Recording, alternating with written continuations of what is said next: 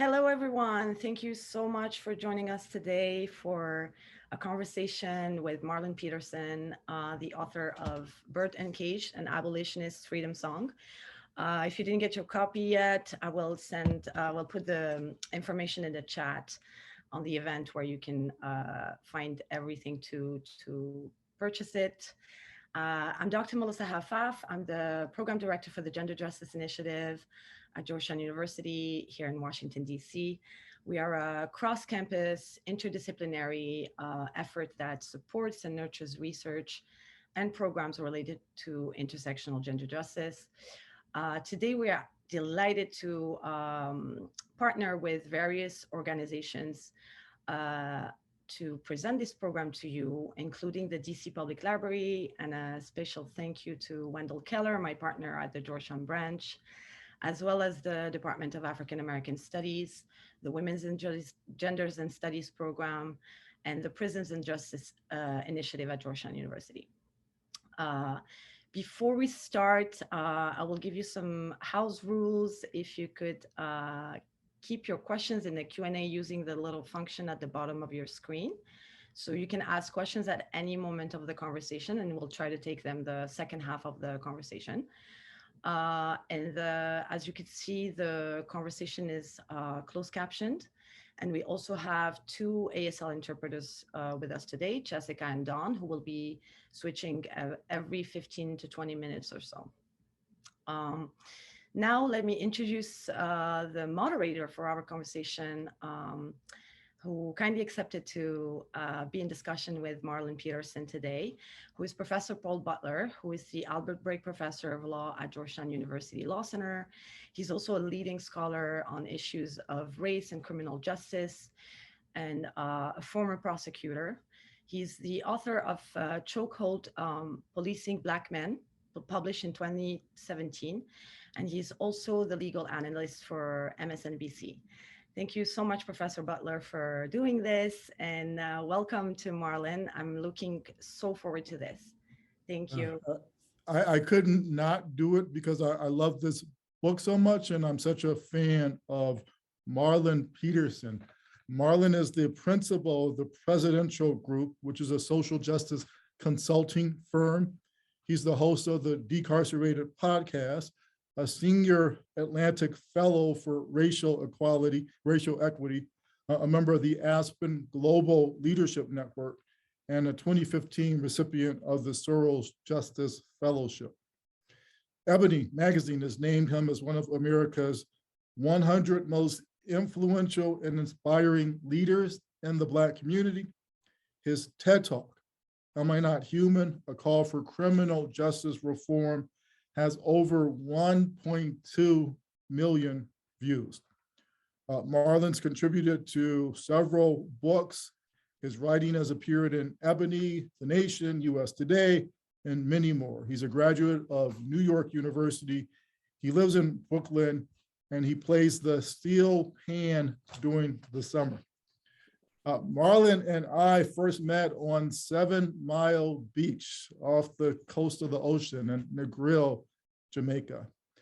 And you really get to know a brother when you see him drunk off jerk chicken and callaloo, even though this particular brother probably would have preferred some good roti.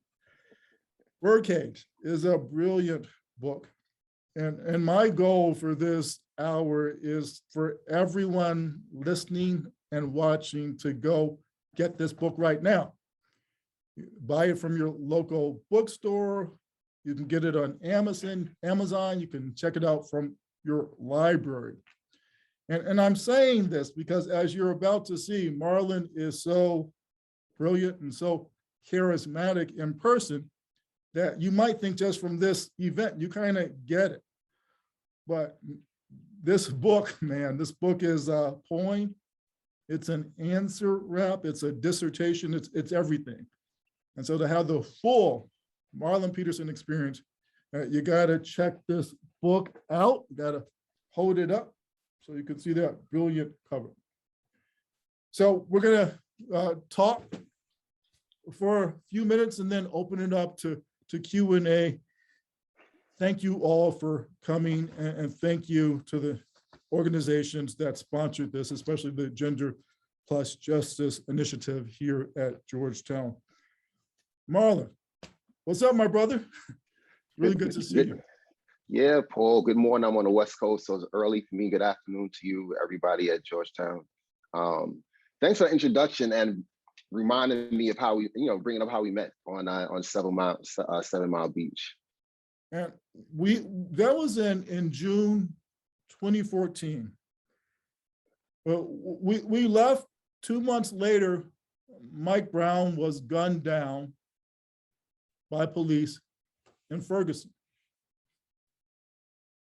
What was it like writing this book during this national reckoning, during this focus on race, on the criminal legal system, on brothers? Yeah, I think it's sad, first of all, thanks for the question. I think it's sad to know that it would always be relevant, right? Like I knew what happened with, because I started writing it around that time.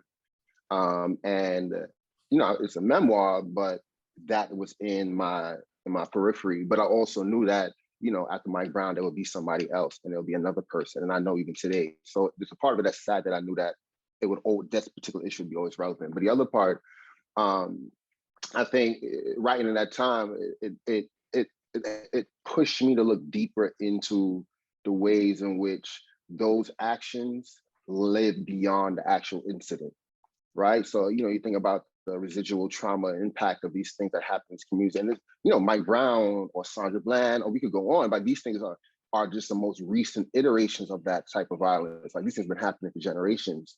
And though the incident may move, there may be some form of justice we want to consider that. We think about George Floyd or whatever it is, but the residual impact remains. And that's, I think, pushed me to thinking deeper about how all my experiences growing up in Brooklyn during the 90s, and also incarceration, like how those things, not only for me, but how those things impact the larger Black and Brown community, because it happens, it's concentrated in our communities and has been so for generations.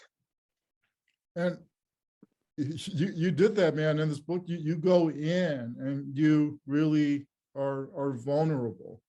You expose stuff that I don't know if I could go there in a book that would be consumed by the people. Thank you. Yeah. Thank you for that vulnerability. Thank you for that gift, especially again to brothers. How have you been feeling since the book came out?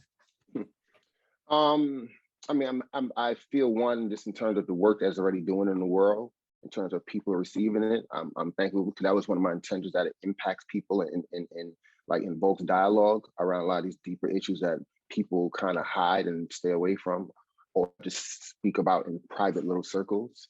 But also, I read this, even when I do these talks and I prepare for talks or interviews or what have you with the book, like I still learn more about, and something I learn more about me as I go on, right?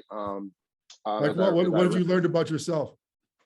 I mean, the mere fact that I remember at my book, I had like a little book release, small little get together when it came out a couple months ago, and the person interviewing me had said to me, "I'm happy you survived. I'm happy you made it here." And in so many ways, like, I think I have, I reflect on all the things that happen in this book. And, when it's happening to you, you're living, life is happening, and you're thinking about how to recover, how to move on, how to, get past it.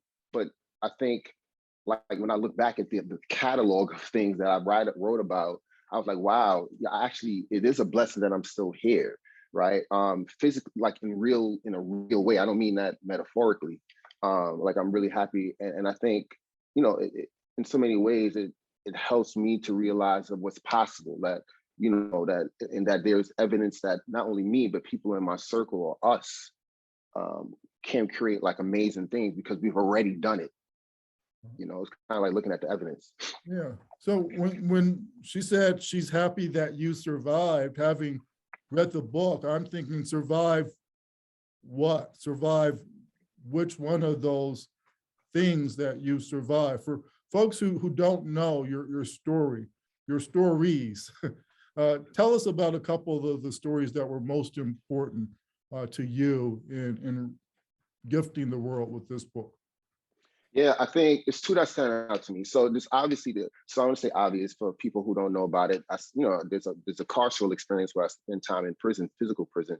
But I think before that, um, the things I went through. So I think about, like, there's a chapter where I speak about a sexual assault that happened to me as a child, as a 14-year-old child, that I kept a secret for 8 years. I was ashamed, and all the reasons, and I speak about cages and cages of homophobia and all those things that I, kind of came out of, thankfully, or evolving from.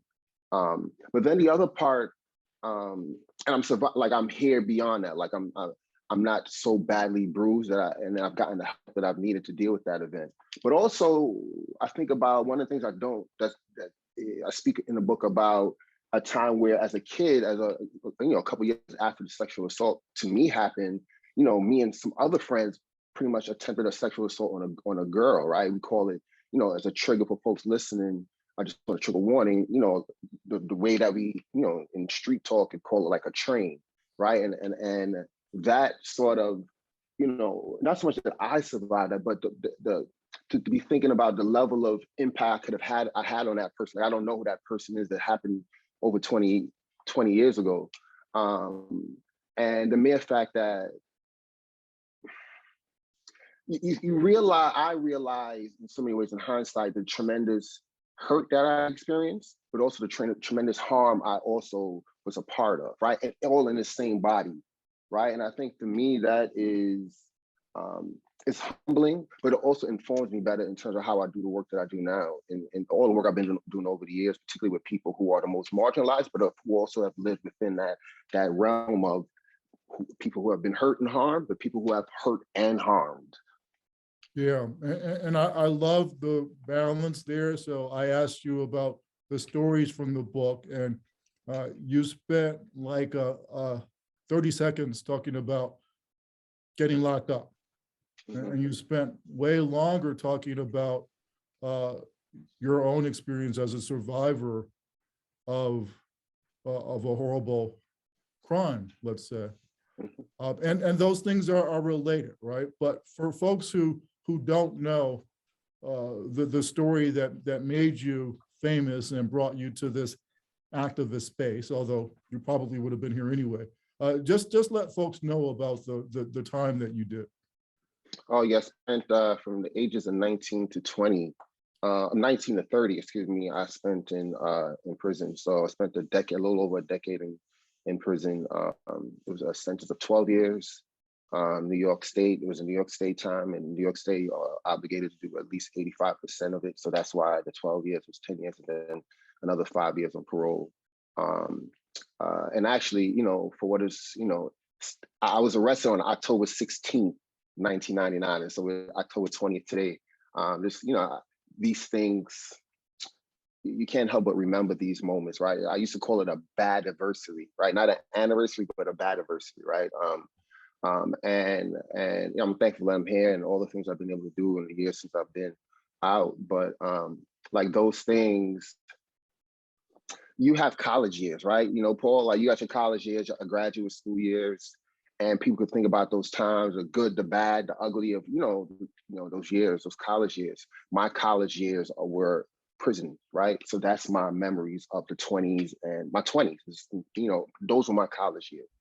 In so many ways, I did get a degree inside, but I had a different experience in terms of my 20s. And those are things that, just like when, folks have 20-year anniversaries, 30-year anniversaries, and they get back with their college friends and all that sort of stuff, and they relive those memories. Like, I don't have the good necessarily memories of it, but I still have those memories from that period of time that I just can't get rid of. Hmm. So I'll ask the question that I know you get a lot, and then we'll go meta and ask, well, how do you feel about the question? So the question is, what happened that got you locked up? And then the meta part is how you feel about that question. Is it relevant?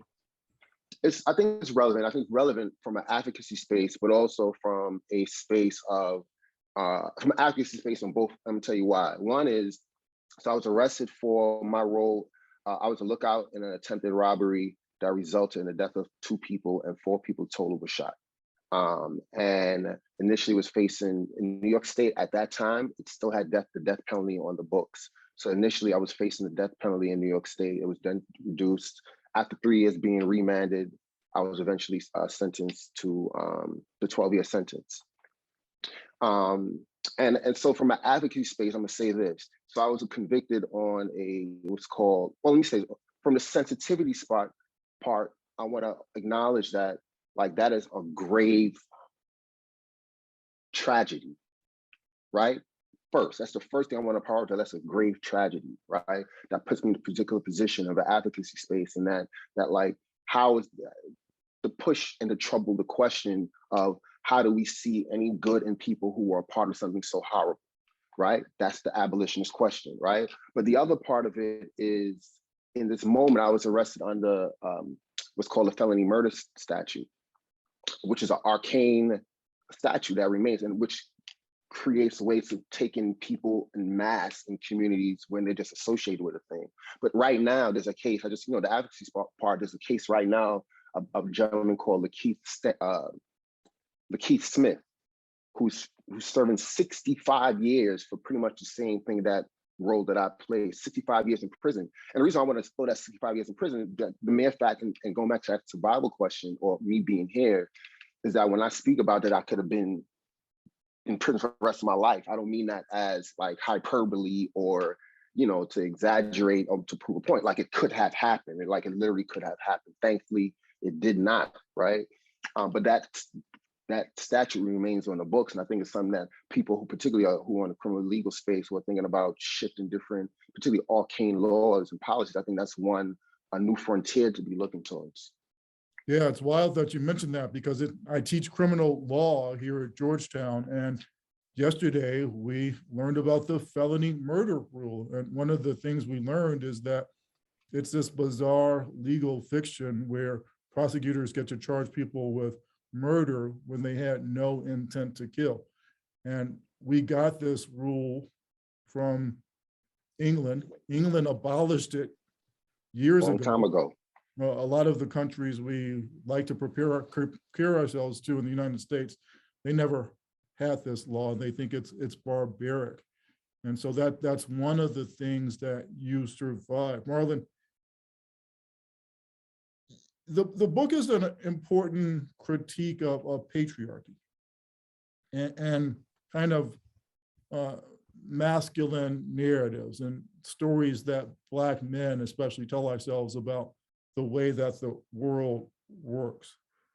And you talk about this as a journey that you've embarked on, that you've been on all your life, of kind of understanding what it means to be a man, what it means to be a Black man. Talk a little bit about gender, masculinity, patriarchy, how that matters in both your book and in your practice as an activist. Yeah. I mean, in the beginning of the book, I say I don't believe in cages of any kind, right? And that's literal, but it's also metaphorical too, in another way. In that, when you think about, or for me, growing up, and for many Black people, for many people particularly, but particularly men, people, cisgender men particularly, that we are socialized to believe that we got to be a certain way, like there's a particular way to be. And oftentimes, those ways that we are socialized to be can be harmful to other people, but it can also be very harmful to ourselves. So I alluded to the sexual assault that happened to me when I was 14, and it was by a man. And I was ashamed of it because, as often many survivors of sexual assault, initially we would take on like, it's our fault, we should have did this, we should have did that. But the other part of it was that I didn't want to tell anybody about it because I didn't want people to think, oh, that means you're gay now. Because in my mind at that point in time, that's what that would have meant. Even though somebody forced themselves on me, I thought that's what it meant. And so I look at it as a cage of homophobia, like of masculinity. Like that's how I saw it at that point in time. That cage hurt me more than anything else. Because after that is when I started, I literally made a conscious decision to like go down a different path. I was like, I can't be prey anymore. So I have to like shift who I am in the world. And prior to that, I was an honor student and valedictorian and writing and all that sort of stuff. And I was like, no, this happened to me. I got to be a little bit different, right? And 5 years later, I find myself facing a life sentence in prison. That harmed me, and eventually in so many ways harmed other people, right, along the way. And that was a cage, right? So what I'm saying too is that, like, for me to get out of that space, for me to evolve from that space, it was not only me, it's about healing out of it, healing out of that cage of what I thought masculinity was, but also the cage of like homophobia. That's a cage. You're putting yourself in a box from seeing the full humanity of other people, right? And experiencing the full humanity of other folks. And the process continues. And I think that, like, the way we started working with each other, I mean, was through the right sizing of the My Brother's Keeper, the right My Brother's Keeper initiative that President Obama had back when. So, just so folks know, My Brother's Keeper was a project started by the Obama administration that focused on African-American and Latinx men. And there wasn't an equivalent program for Black and brown women.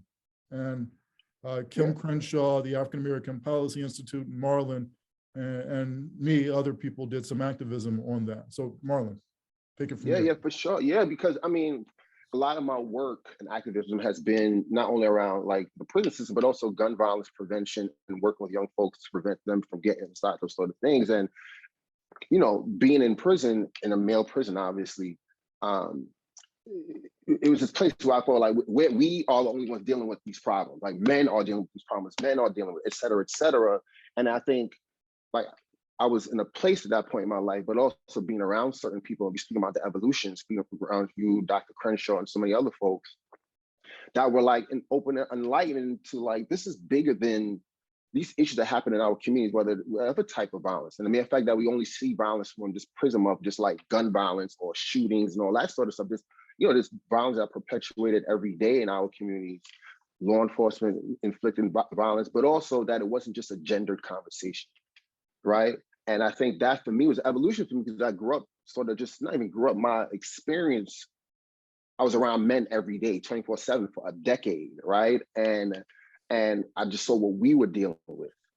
And I was blinded by what was happening outside of my own experience.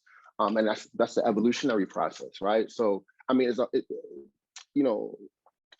this book, so I literally journeyed through this book because I've had so many experiences. And it's not like I went into this book, Paul, and saying, well, chapter 1, I'm going to write about this, chapter 2, 3, 4, 5, 6. As I was going, I was like, oh, wow, look at this here, Marlon. Oh, wow, look at this here, and look at this. And I think that I wanted to be vulnerable in that way to the public, because I wanted to sort of provide a model for like what this is, that it takes grace, but it takes deep interrogation also to be able to see like where we are contributing to the problem, but also other part of it, like you see in the book too, Paul, is that like, and also in the work that we've done is, while we look on the internal and see what we need to be doing better, we can't take our sights off of the macro of how things are impacting our decisions on a daily basis. Yeah. So what I heard you say is that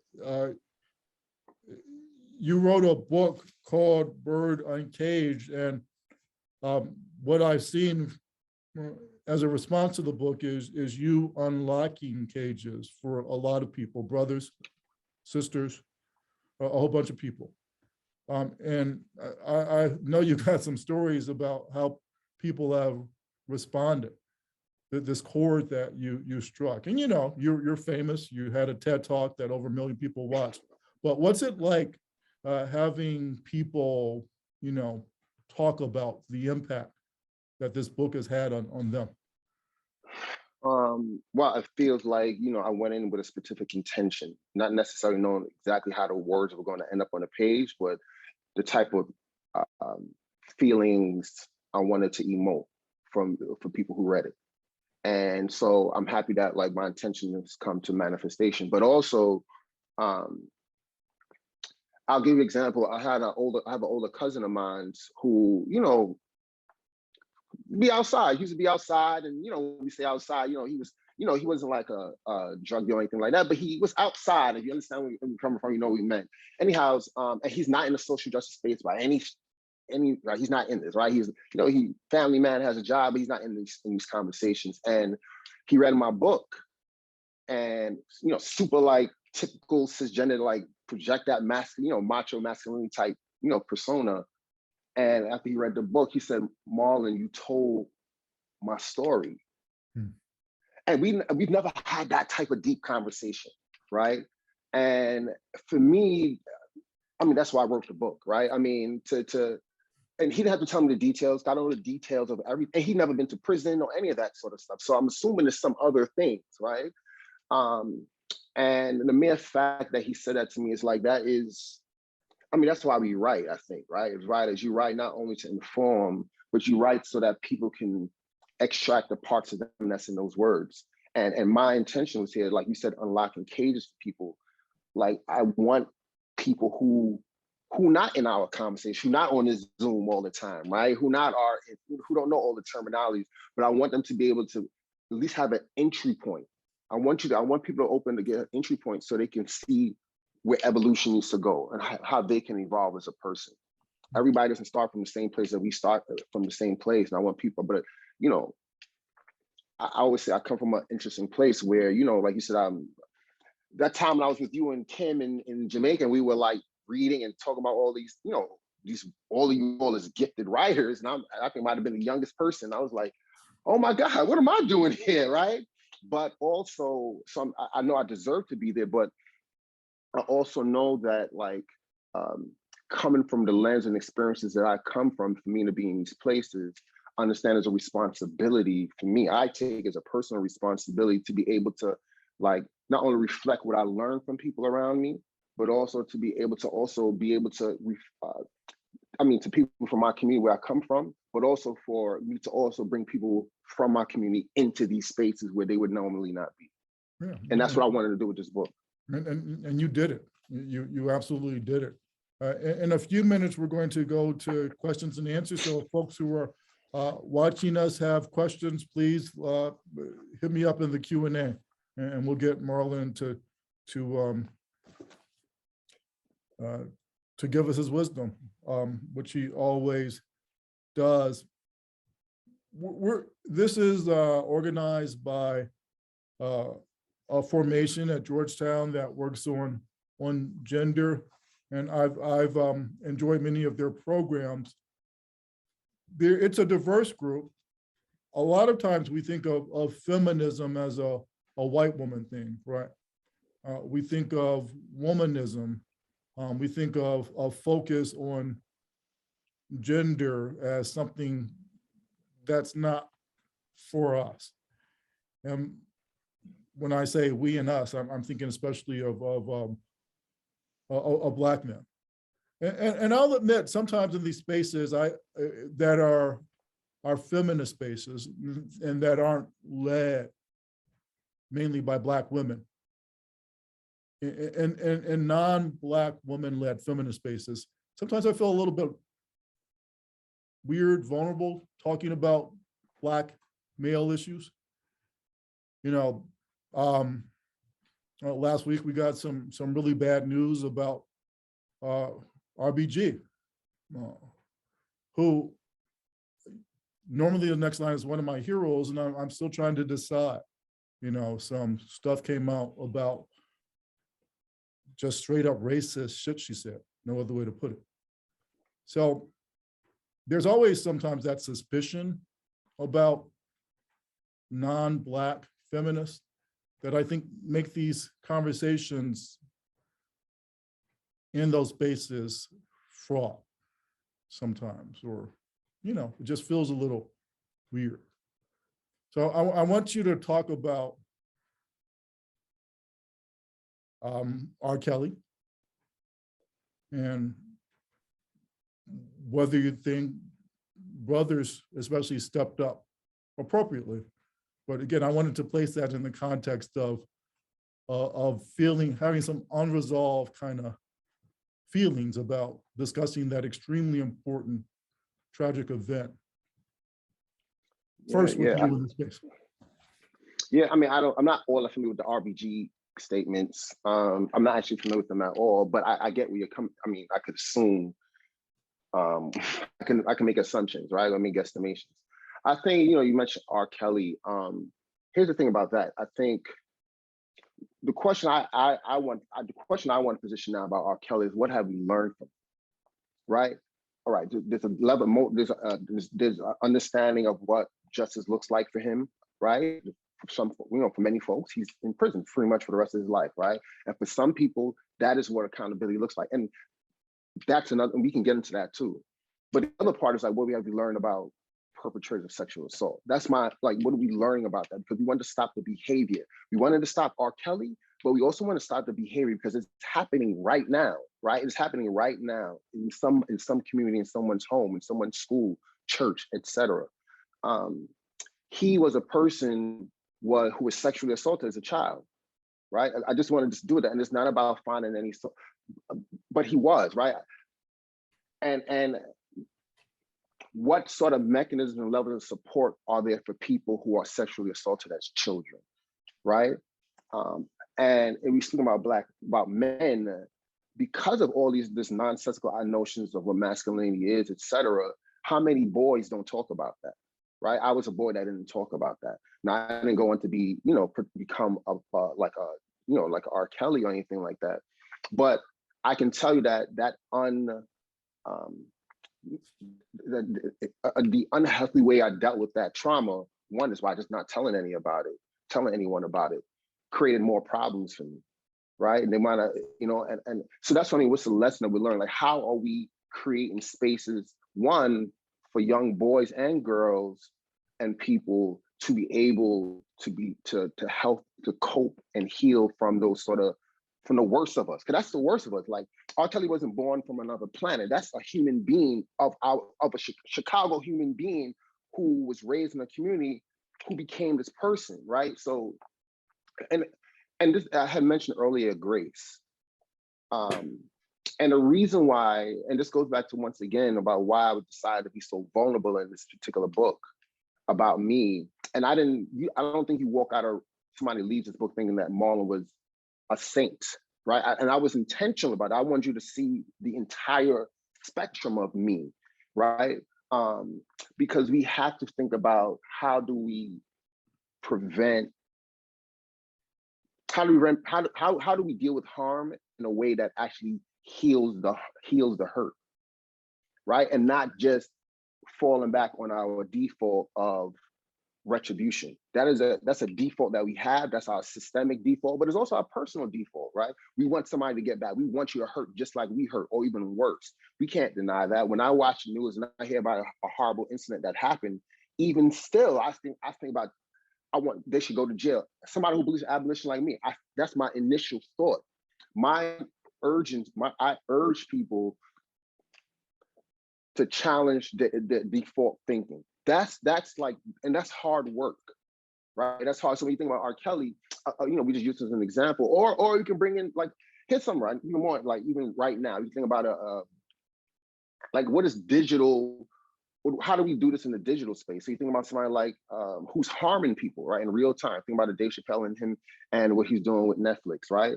And that he in real time is harming people, right, through his words. There's no doubt about that.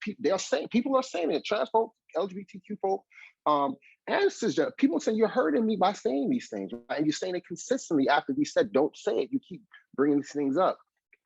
The question I urge folks to push on, like, what does accountability look like without being led by retribution, right? Without being led, accountability is necessary, but how does it look without being led by retribution? And that's a difficult conversation to have, but it's a conversation that needs to be had, because it's somebody who like, I think about incarceration, right? And I spent a decade with I always say I spent time inside with every possible crime you can think about. I know somebody who did it, and I spent like intimate time with them, right? I worked with them. I helped them prepare for their release. I helped them counsel them. Like, I did that with every person that you can think about, or every type of person you can think about, because I saw the humanity in them. Like, how do we do that as a society? And that's not, our system isn't set up that way. Neither is our default thinking set up that way. Twitter ain't set up that way. You know what I'm saying? But I think that's like, if we really want to create a society in which, one, people aren't harming each other based on the harm they already experienced, we have to ask deeper and more difficult questions. So you I'm going to say you can identify with R. Kelly, and that sounds more. Whoa. Yeah, I know. I don't want to go there. I don't want to go there. But I'm interested in the fact that one way you process what he did is through your own experience as somebody who is a survivor of sexual assault. And I'm also thinking about the Black women and girls who are survivors of R. Kelly. And I mean, the book is subtitled An Abolitionist Freedom Song, but he created some cages for a lot of Black women and girls. Absolutely. I think a lot of brothers didn't step up in the ways that we might have, considering that the survivors were Black. It took a long time. And I can't say it took a long time to bring him to justice, because your book makes us question whether locking anyone in a cage is the same as bringing them to justice. But what would justice look like for the survivors of R. Kelly? Yeah, I think that's a survivor question, right? Those type of things, people who've been impacted by these type of horrific things, what they need and what needs to be prioritized, right? And that's a person by person base. In my situation, like I write about it, right? I write about it in a sense of like it's almost like a letter to him, that person who did that. Like, what caused you? What put you in a position? What happened in your life that would cause you to want to harm a little child like me, right? Like for me, and this is 20 years after it happened, 20, almost 30 years after it happened, right? And it's taken a long time for me to even be, first of all, it took me a long time to tell anybody that it happened, one. And I told my father, and I should always say, like I tell you, like I told my father on a visit, he came to visit me, and I wrote a note. You know, you're not supposed to write notes and bring him on a visit for him jail, but I did it anyway, and I passed it to him while he hugged me, and I said, please don't ever talk to me about this. And that's how I told somebody. I wrote a note, said this happened to me, passed it to him on a visit, hugged him, he left. As he was leaving, I said, Daddy, I don't want to ever talk about this, right? And the next time I spoke about it was maybe 15 years later, right? When I was speaking to a group of kids who were graduating from a juvenile detention program or whatever, right? So it took a long time for me, I'm getting to the point, it took a long time for me as a survivor to even want to let anybody know this happened first, right?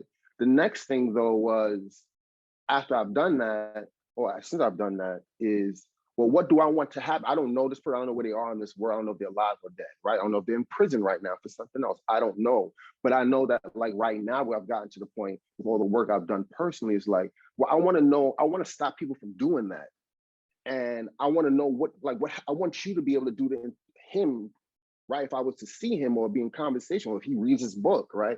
To be like, to really do some of the deep internal work of like, what happened to you? Or have you not dealt with something that happened to you? Did somebody else do this to you? And we also know the statistics that often say that, you know, people who commit sexual assault have often been sexual assaulted themselves, right? And we can't forget that.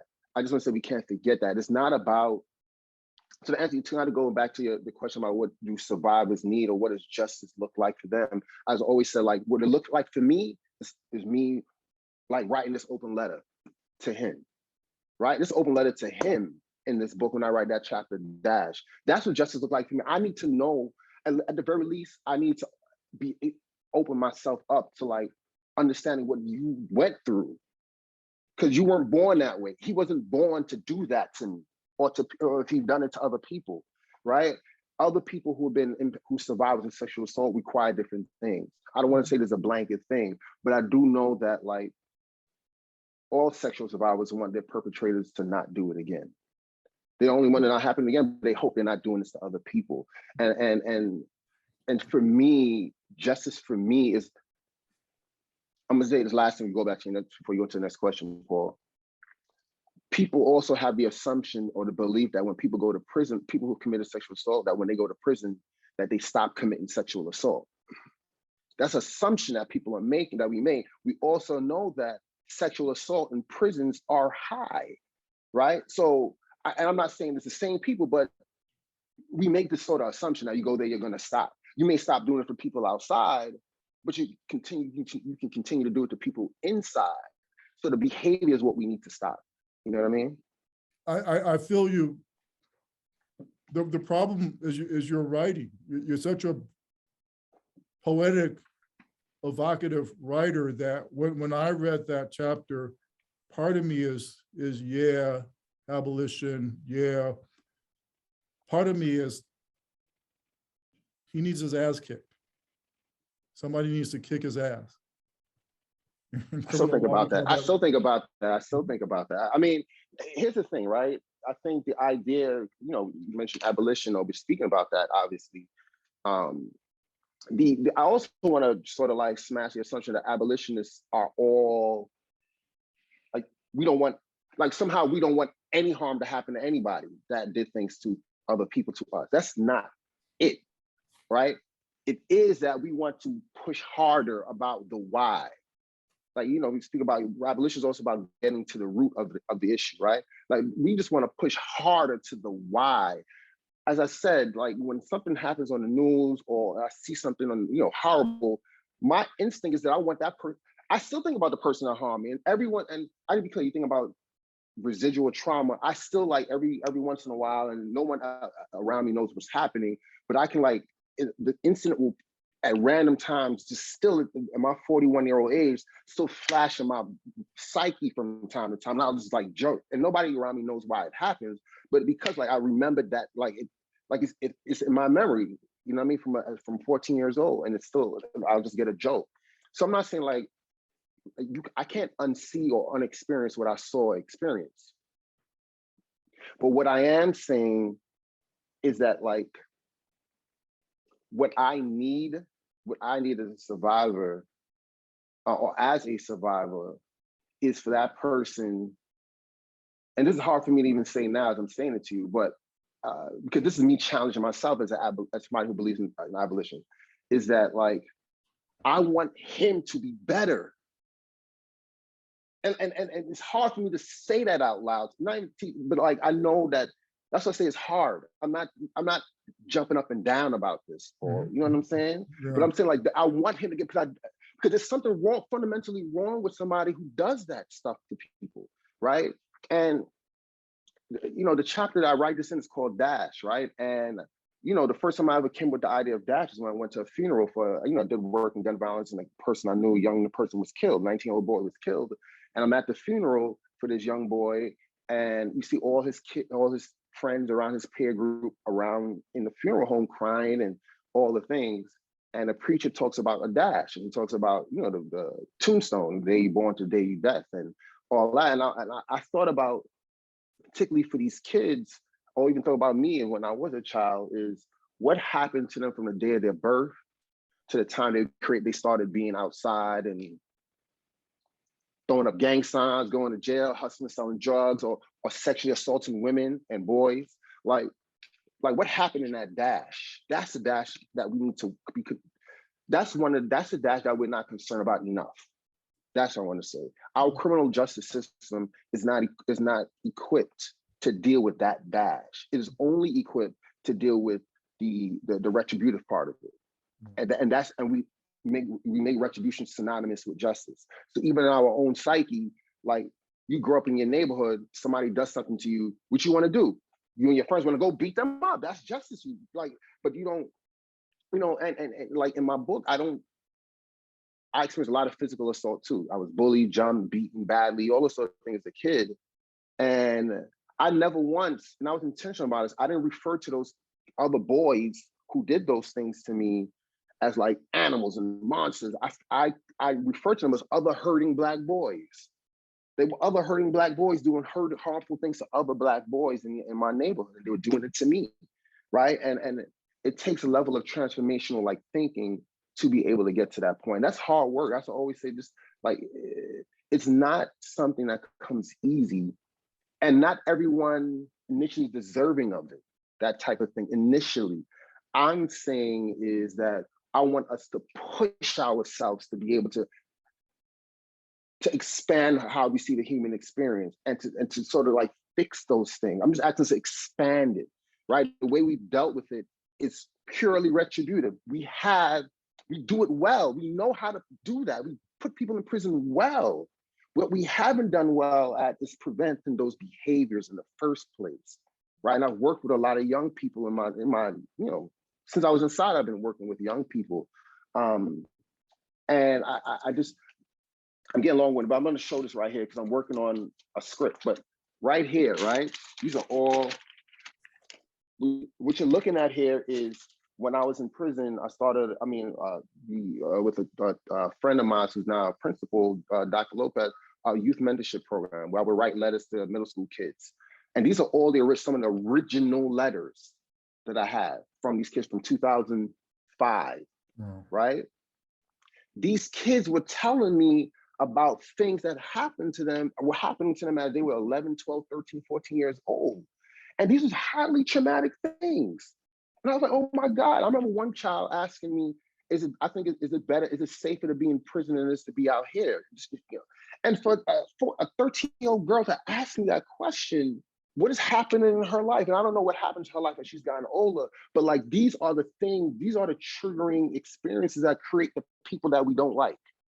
And I want to be able to us to spend more time on thinking about these triggering or preventing, but also how to deal and help and heal people from those triggering experiences, because they turn into people we don't like, and somehow we believe they are of the world. No, they're of us, they're of our community. They are of our community, and we got to figure out how do we hold that.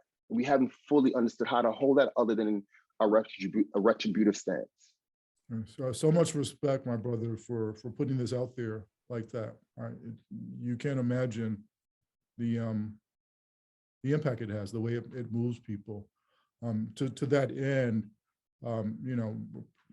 appreciate your going there about these, serious issues with regard to people who are survivors.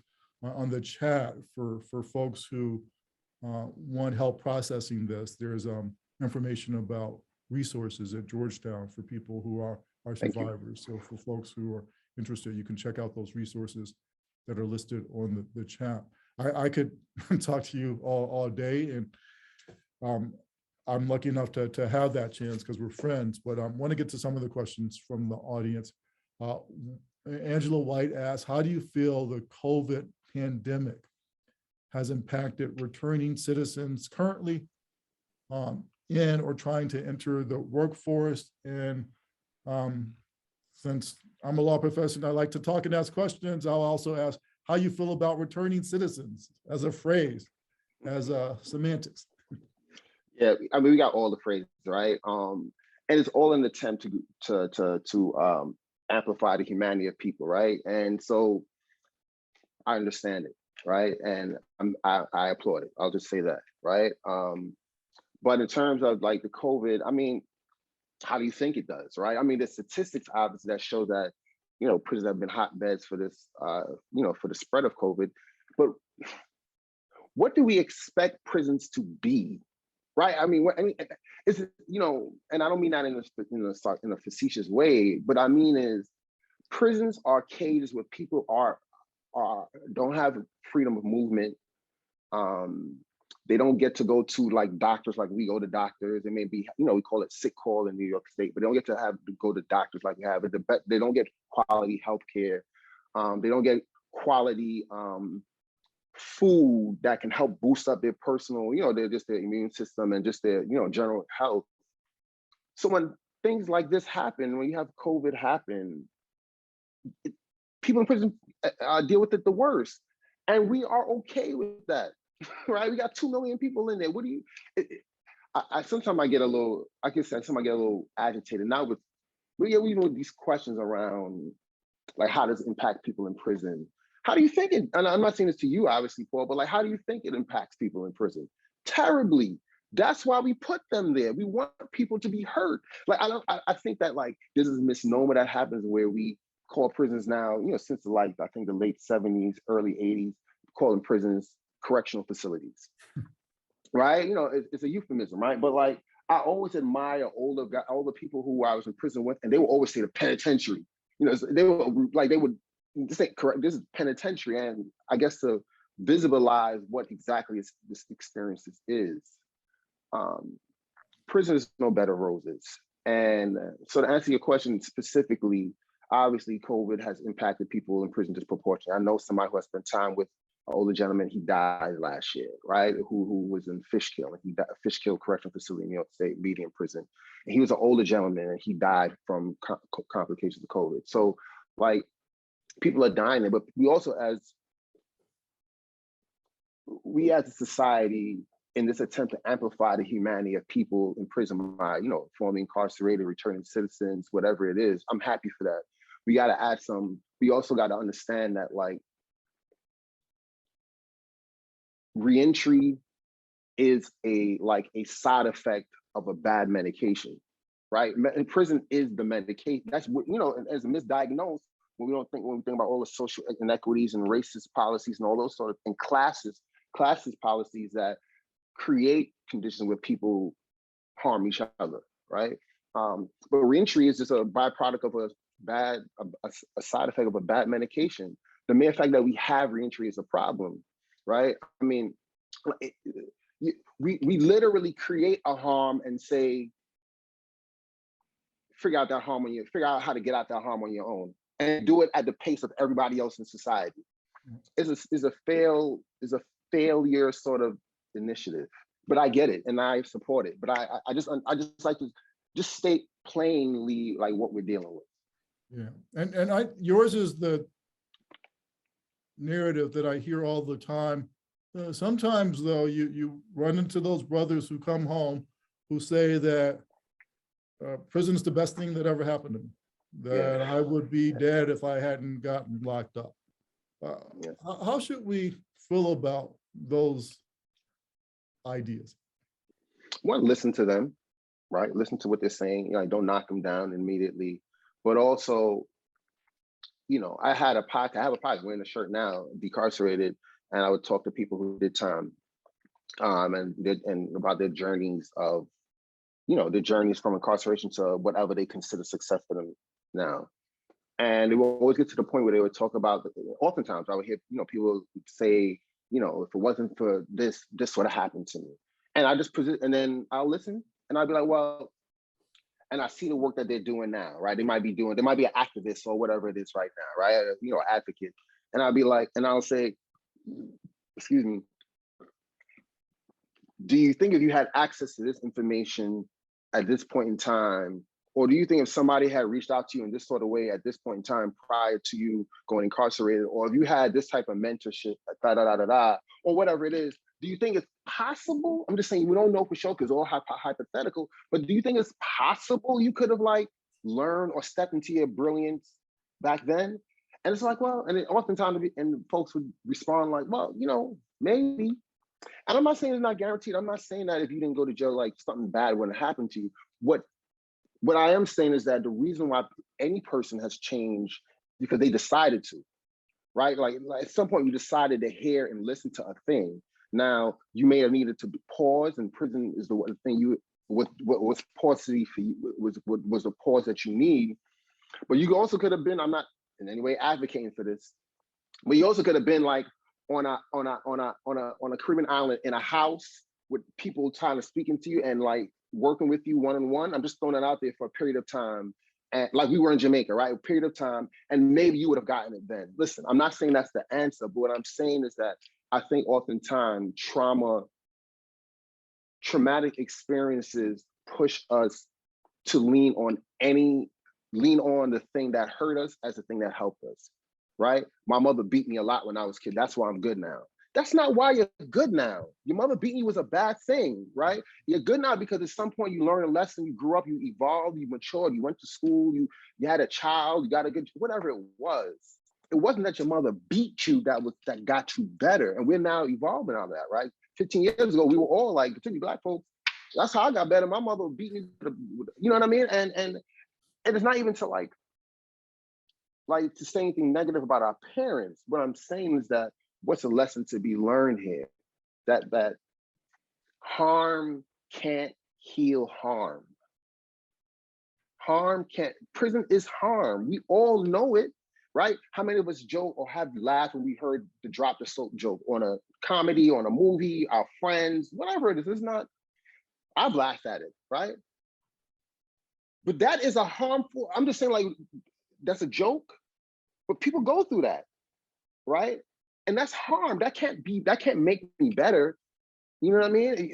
And even if, here's the last thing I'll say on this, Paul.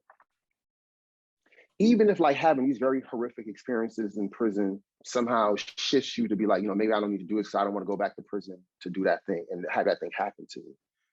Like I said earlier, you can't unsee or unexperience what you had seen, saw, and experienced. That trauma lives on.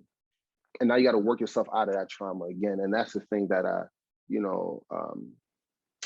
that whole idea with prisons, when people say prison helped me, I listen, I don't agree with it. I would never blame my oppressor for helping. So I or give credit. had to kind of laugh when we got like a policy question about folks coming home in COVID, because it's a great question. It's a question that your book and your work invites, in a sense, because as we can all see, you know a lot about these issues.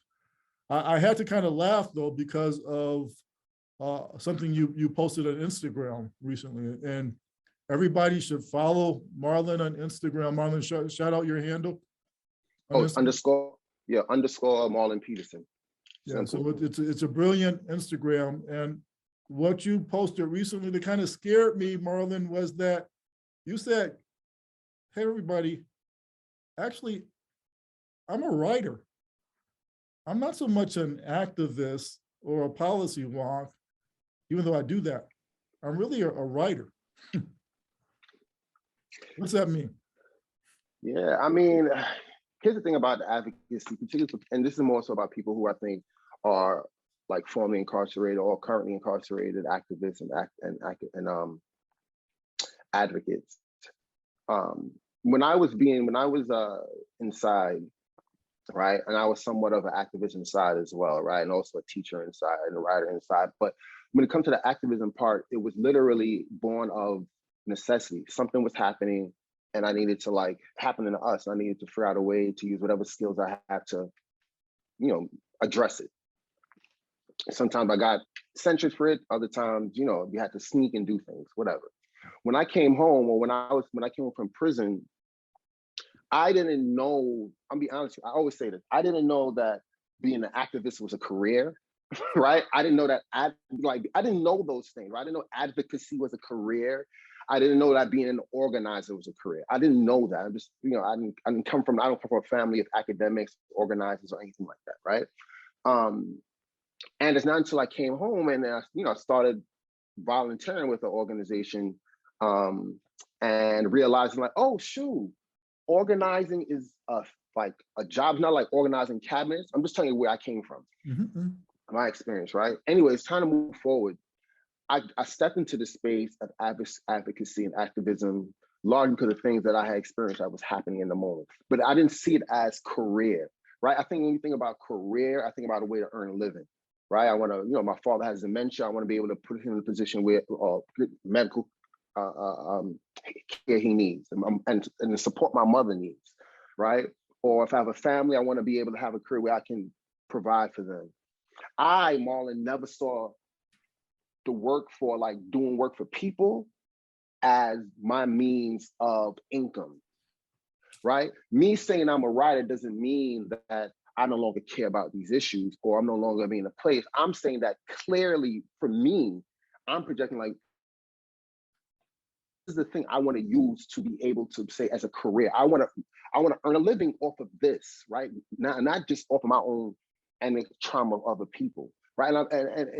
And this could come off and rub some people wrong, but it's I've spent a lot of my time in the nonprofit industrial complex, right?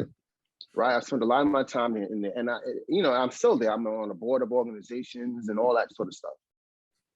But the structure of nonprofit organizations no matter how good or earnest you go into it, as you elevate, and let's say you become a director, executive director, your priority now becomes your staff and making sure your staff has checks.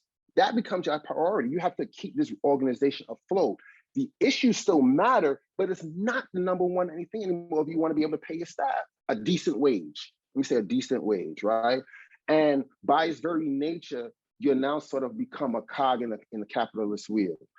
And you also happen to care about this issue of these people, right? And you do good, and these organizations do amazing work, and they shift policy, and they get people out of jails, and they help heal people, and all those sort of things. I'm not saying they don't. I'm saying that, like, I'm just clear on how I want to be able to provide for myself. And I want to do it as the skill that I have as a writer, not just this side thing. I wrote this, writing has been a side thing for me. This book I did this like on the side, right? And it's not my main thing. It's not the thing. Writing is the thing that makes me happy, really. That brings me joy, right? Even if I'm writing about heavy things.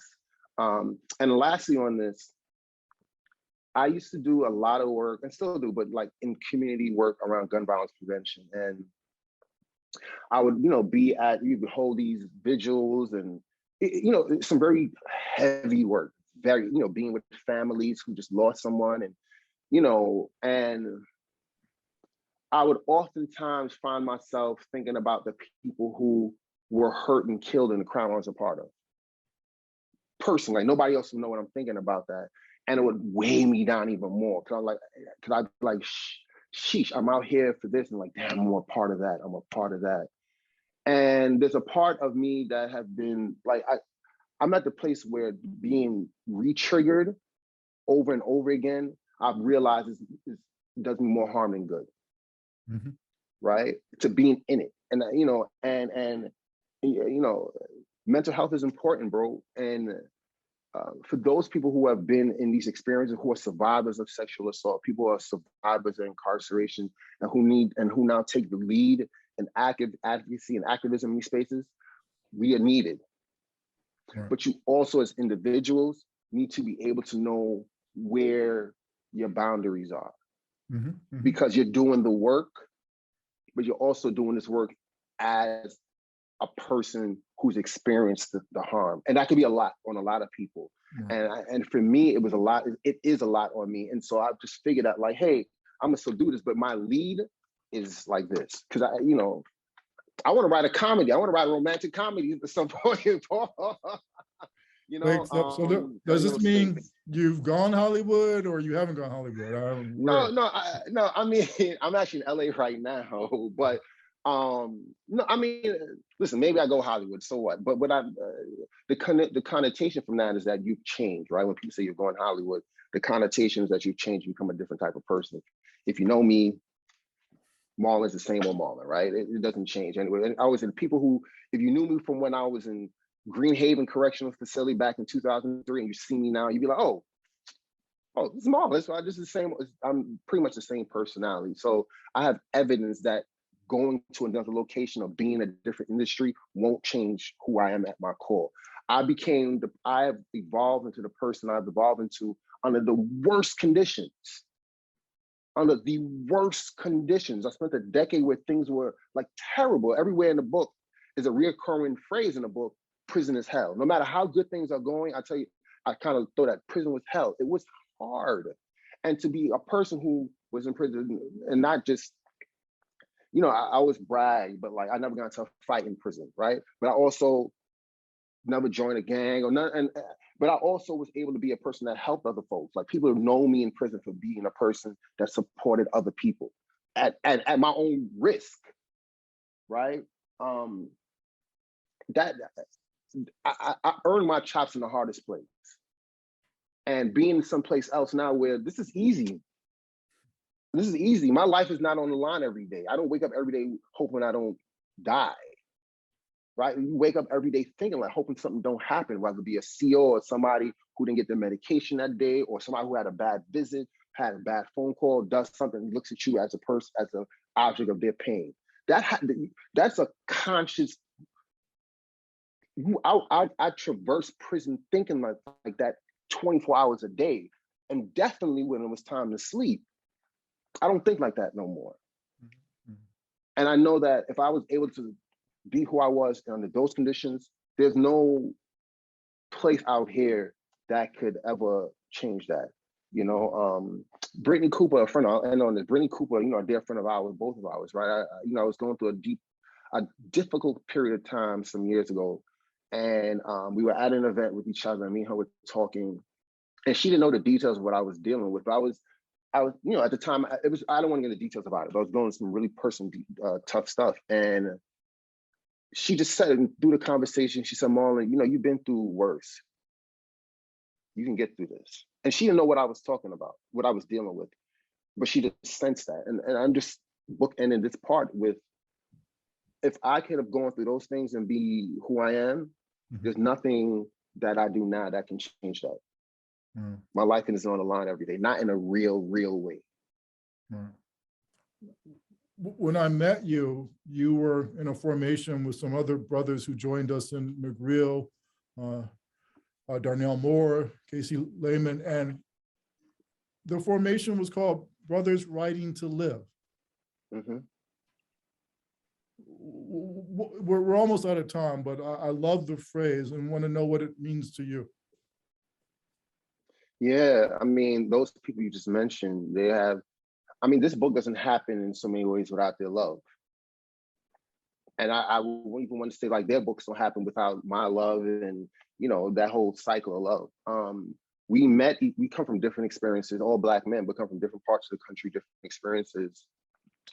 And when we met each other, we sort of just realized, like, one, we had both, we came through a lot, right, in our own ways. And that we learn how to love each other in a way that Black men don't generally love each other. Right? Like, we love each other, like we support each other, you know, through everything. And so as writers, like we were writing to show that we came through a lot, but also writing in a way to show that we love each other. When you speak about Kiese, that was the first time we wrote with each other, and his book, How to Slowly Kill Yourself and Others in America. And the chapter that we all wrote is a chapter called Echoes, where we were talking about our trauma, but also doing it like in letters, in intimate form. And it was that we didn't write it necessarily for the book. We were writing letters to each other and it happened to end up in the book, right? And so that formation of love between us, I think is magical, you know, because we also hold each other accountable. Like it is a magical friendship, brotherhood, but it's also, as writers, that's the thing, that is, writing is the love of all of us.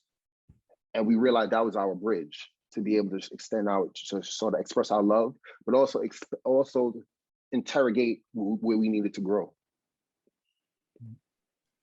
Yeah. One last question from the audience, which is, what does love in prison look like?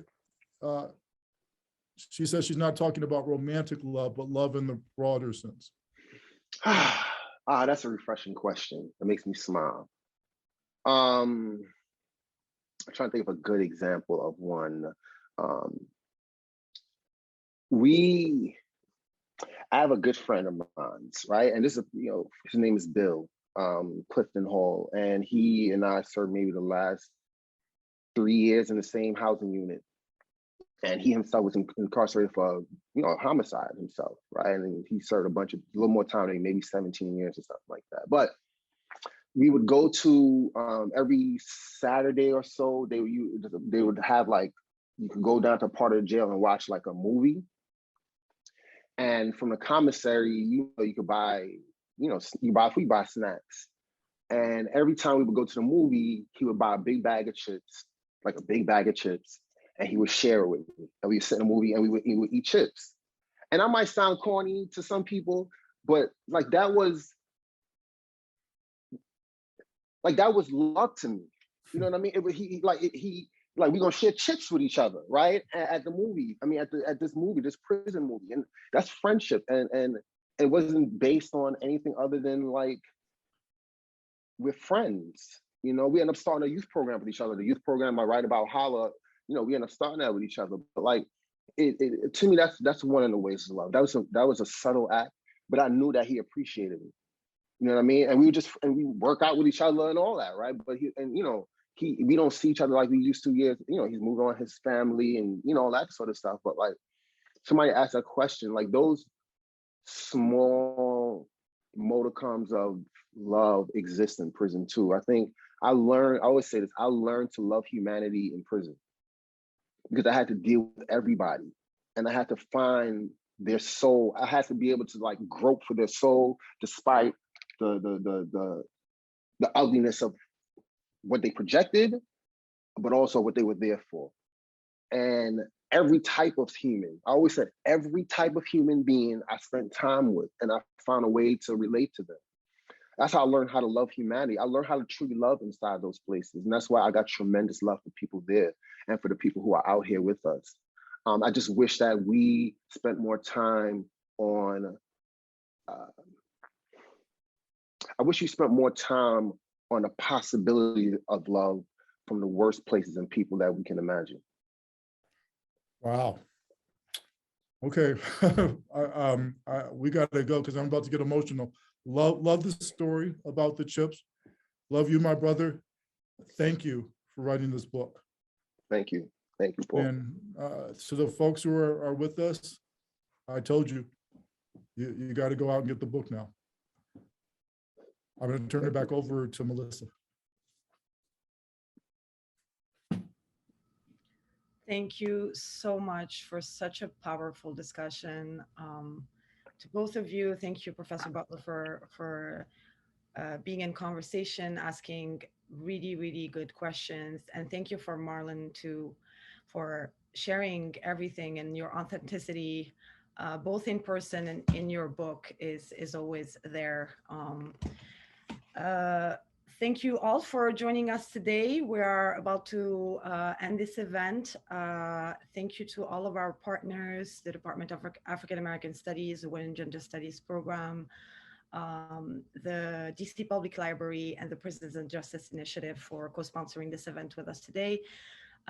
Just some info, we have an event coming up on November 9th about decolonizing feminism by Françoise Vergès, who's an anti-racist feminist activist and a political scientist, who will be in conversation with author, filmmaker, and activist Rokhaya Diallo, who is also our Gender Justice Initiative researcher in residence this year. Thank you all. Have a beautiful afternoon. Thanks again, Marlon. Thanks again, Paul. And thank you for our interpreters, Jessica and Dawn, today for all your great work. Have a beautiful afternoon, everyone. Thank you. Thank you.